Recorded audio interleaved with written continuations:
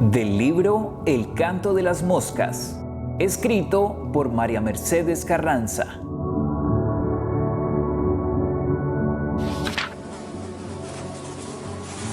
Necoclí.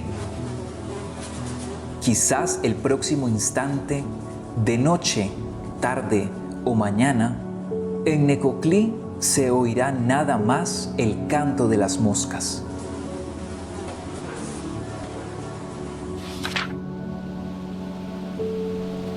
Tamborales. Bajo el siseo sedoso del platanal, alguien sueña que vivió.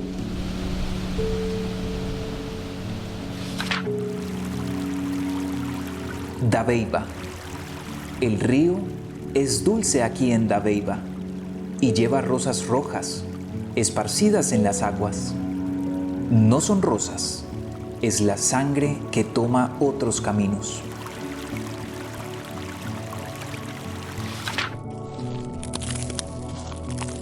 Tierra Alta. Esto es la boca que hubo, esto los besos. Ahora solo tierra, tierra entre la boca quieta.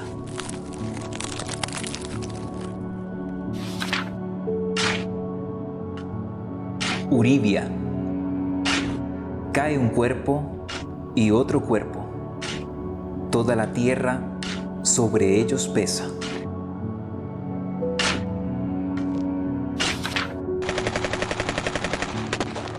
Caldono. ¿Quién llega a Caldono? Enciende el fuego fatuo y convoca a los gusanos.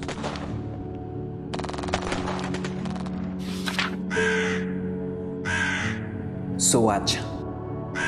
Un pájaro negro husmea las sobras de la vida. Puede ser Dios o el asesino. Da lo mismo ya.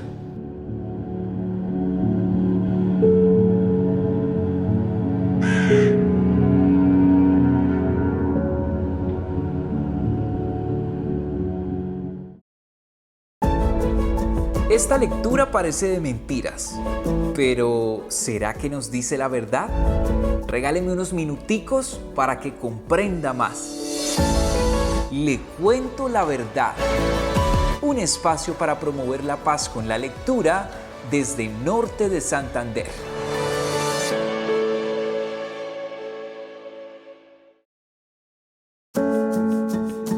Sean todos bienvenidos a Le Cuento la Verdad, un programa que hoy comenzamos y que queremos que llegue a muchos lugares de Norte de Santander y, por qué no, de Colombia y del mundo, para contar la verdad que envuelve a esta temática tan compleja y a la vez tan simple como lo es la paz.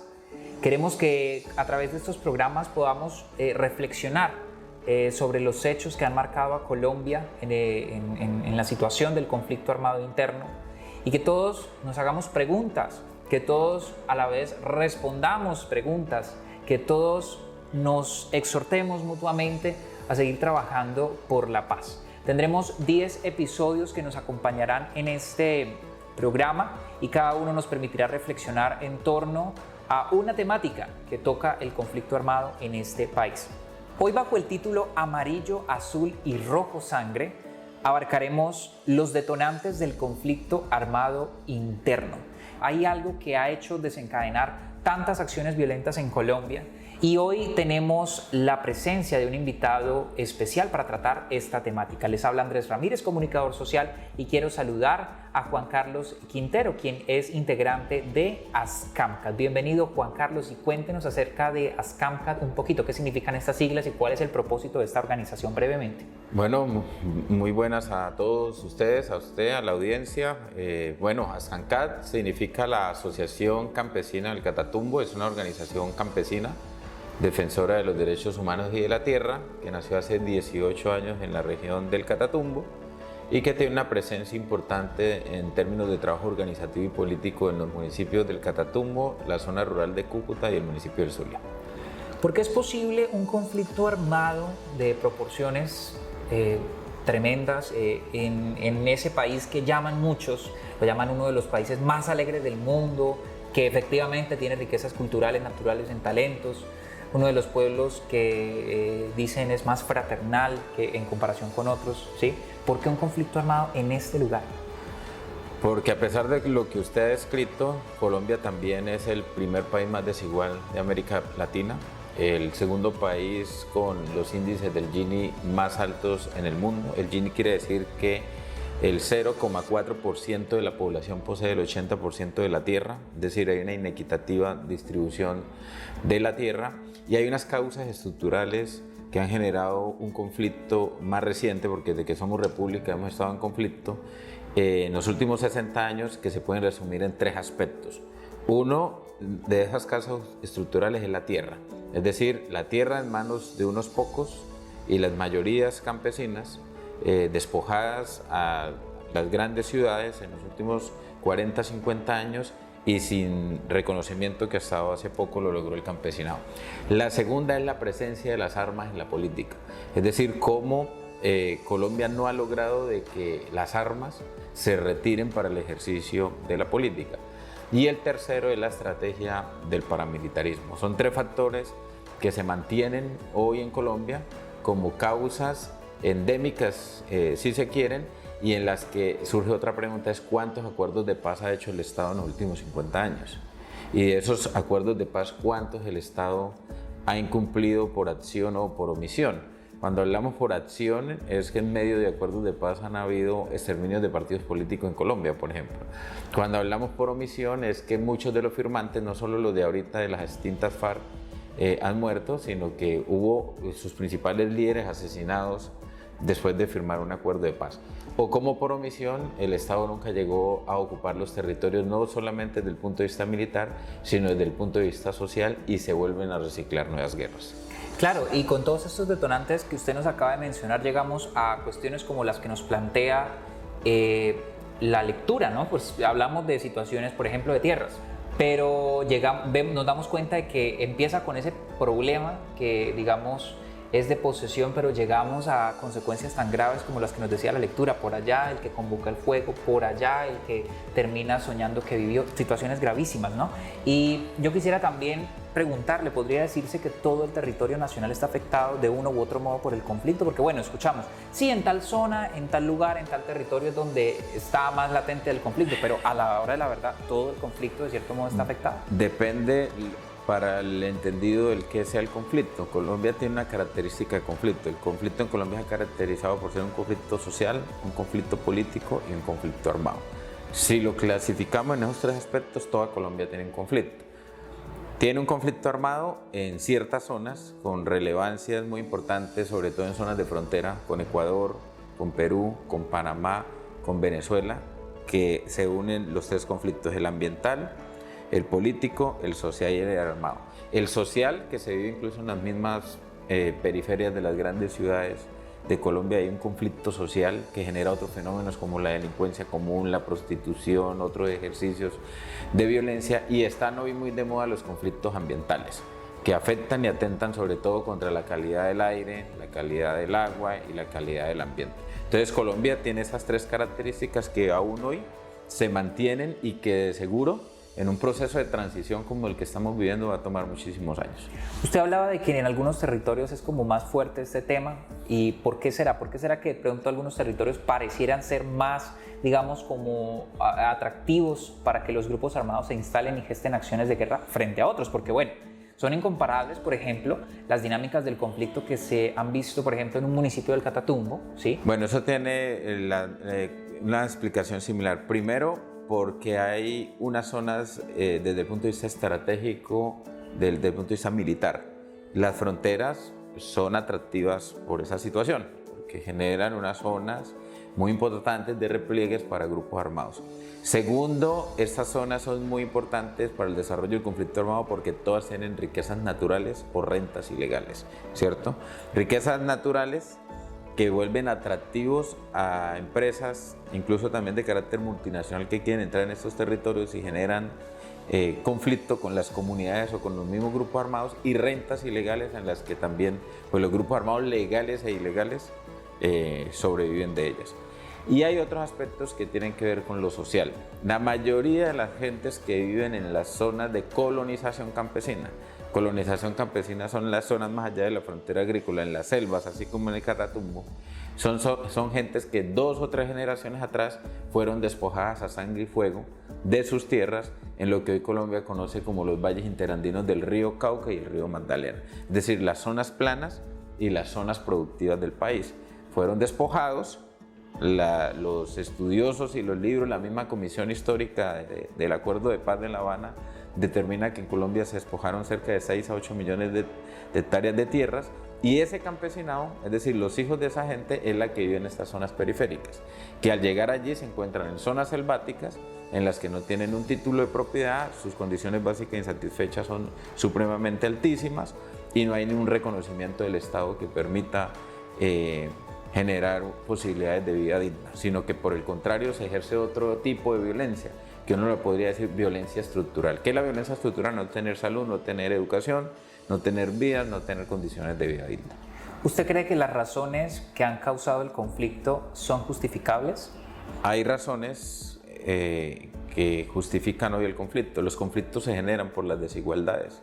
Los pueblos tienen distintas formas de expresarse.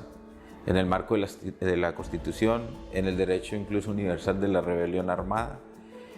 Pero hoy Colombia, en mi concepto, creo que respetando a quienes creen en el alzamiento armado, no lo comparto.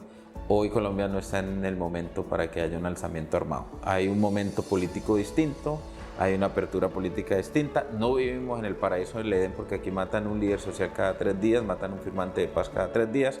Pero no podemos comparar la situación de Colombia hoy en materia política con la situación de hace 20 años o de la de los años 90 o la de los mediados de los 80.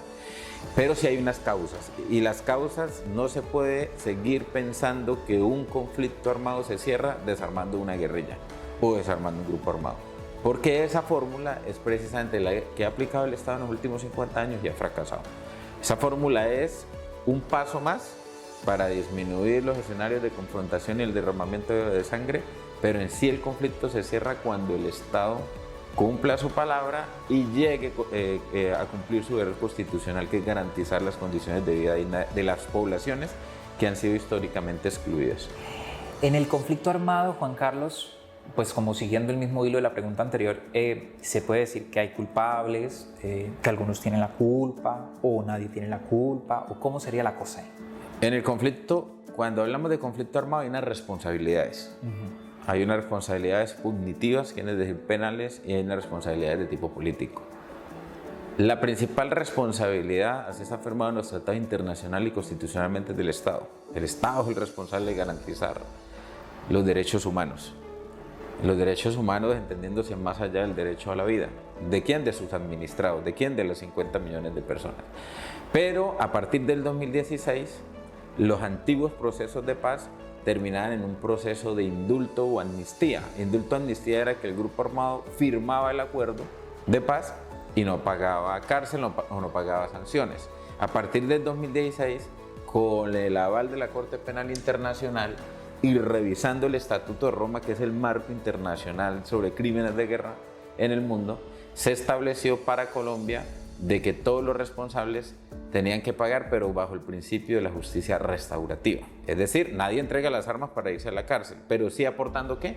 Aportando verdad y aportando ejercicios de restauración a las comunidades que hayan sido afectadas, tanto el Estado como los grupos armados que han estado alzados en armas. Y es importante tener en cuenta este dato que nos va a mostrar a continuación la cápsula Me Dijo un Pajarito, esta cápsula que nos va a acompañar en todos los episodios de esta serie radial, para conocer datos del informe final de la Comisión de la Verdad. En este día nos va a decir un número muy, digamos, impactante para nosotros como colombianos. Me dijo un pajarito. De acuerdo con el informe final de la Comisión de la Verdad, el conflicto armado en Colombia se ha extendido por más de 60 años. Conoce otros datos como este en minorteapp.org. Pues aún a pesar de que ya van más de 60 años, ¿a algunos les conviene que siga el conflicto? Claro, Es un negocio multimillonario, tiene una arista del conflicto que no es una causa, una arista que es el narcotráfico, que son las economías ilegales, y que hay unos sectores políticos claramente han planteado sus tesis a la sociedad colombiana de que les conviene que la fórmula de cualquier salida debe ser la militar, fórmula que se ha aplicado en los últimos 60 años y en las que está determinado de que ni el Estado va a derrotar estos grupos ni los grupos van a derrotar al Estado. Incluso se oyen datos de que la mayoría de los afectados, de la mayoría de víctimas del conflicto son civiles. ¿Por qué empezaron a ser ellos parte de una guerra que ellos... Bueno, hay dos aspectos que han ocurrido en el desarrollo del conflicto. Colombia ha firmado los tratados que marcan el derecho internacional humanitario, el Protocolo 1 y el Protocolo 2 de Ginebra, en el que se hace distinción de los civiles sobre el conflicto armado. Como todo conflicto, a la final no son los ejércitos quienes enfrentan, sino que la mayor parte la llevan ¿quién? Pues los civiles, los que no tienen que ver. Pero su pregunta también se podría interpretar de la siguiente manera, y es lo que la JEA ha determinado como los terceros civiles. Los terceros civiles son aquellas personas, sectores políticos, empresariales, incluso eclesiásticos, que participaron en el conflicto, no cogiendo un fusil, pero sí financiando y ordenando desde el punto de vista político grupos armados para ir a barrer o despojar territorios en Colombia. A eso es lo que la JEA ha llamado terceros civiles. Y esos terceros civiles sí fueron los que cometieron acciones punitivas, es decir, delitos, en los que se espera, obviamente, se pueda a través de la JEA reconocer y conocer que más allá de quienes apretaron el gatillo, han sido partícipes principales del conflicto armado en Colombia. ¿Qué podríamos, digamos, decir de situaciones que han afectado a tantas personas, que les han arrebatado la vida a sus seres queridos? Digamos pues que es algo tremendo, que es algo terrible, que no se debería repetir, y en eso estamos de acuerdo.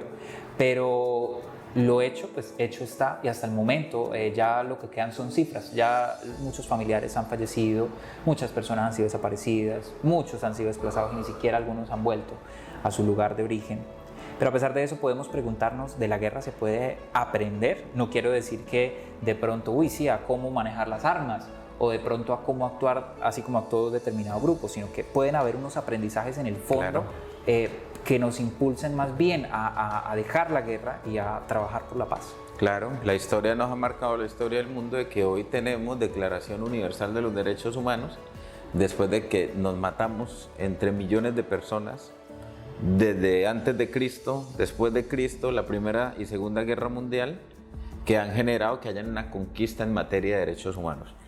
Y sociedades, por ejemplo, como Europa, en la que costó, no sé, las cifras varían, pero algunos hablan de 5, otros de 10, de 15 millones de muertos entre la Primera y Segunda Guerra Mundial, cómo esta sociedad hoy es más sensible, la sociedad, no sus gobiernos, es más sensible en relación a algún tipo de violencia. Colombia tiene un reto importante de esforzarse en los elementos de, primero, la verdad, no olvidar, pero sí la capacidad de perdonarnos como sociedad para poder reconstruir la patria. Y sobre todo eso tiene que ver desde el punto de vista cultural, ¿no? Cómo transitamos hacia una mejor cultura para que esa cultura de paz en Colombia por fin se acentúe. Juan Carlos, muchas gracias por habernos acompañado en este primer episodio de Le Cuento la Verdad. A todos los oyentes queremos invitarlos a seguir atentamente esta serie radial. Nos esperan 9 episodios más con temáticas que todos deberíamos reflexionar en el contexto del conflicto armado. Agradecemos a esta emisora que gratuitamente ha sumado a la construcción de paz desde la comunicación, difundiendo este programa y contando con la disposición para difundir los siguientes que se acercan.